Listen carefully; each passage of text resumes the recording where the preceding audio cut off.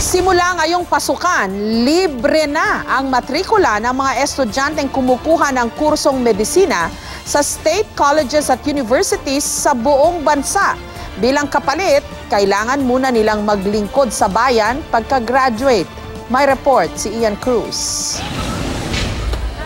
Sa pagbubukas ng school year ngayong taon, ipatutupad na ng Commission on Higher Education ang free tuition sa state universities and colleges o SUC.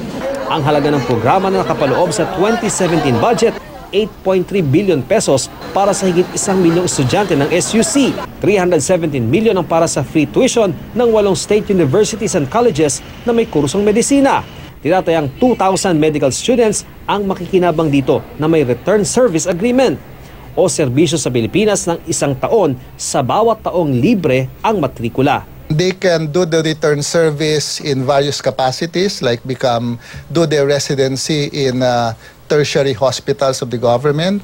They can serve in provincial and district hospitals or even become doctors to the barrios. Kailangan lang pirmahan ng estudyante at magulang ang kasunduan. Ayon sa CHED, base sa mga pag-aaral, malimit na nangingibang bansa ang mga medical student kapag nakagraduate na sila sa kursong medisina, kaya nagkukulang daw ng medical professional sa bansa. Natuwa sa libreng tuition si Miguel Aljibe, incoming third-year medical student at chairman ng University Student Council ng UP Manila. Maraming mga estudyante ang willing, ang gusto mag-serve dahil walang institutional support para makapag-serve sila, walang institutional support para mabuhay sila at makapag-provide ng maayos sa mga communities na gusto nilang paglingkuran. Sakaling hindi makapagsilbi sa Pilipinas, may option ang medical student na bayaran ng gastos sa pag-aaral.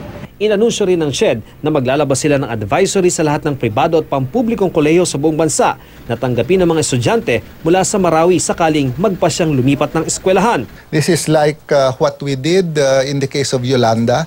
We issued an advisory to the schools that they should accept transferees even with incomplete records.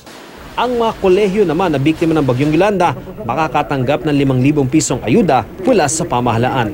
Ian Cruz, GMA News.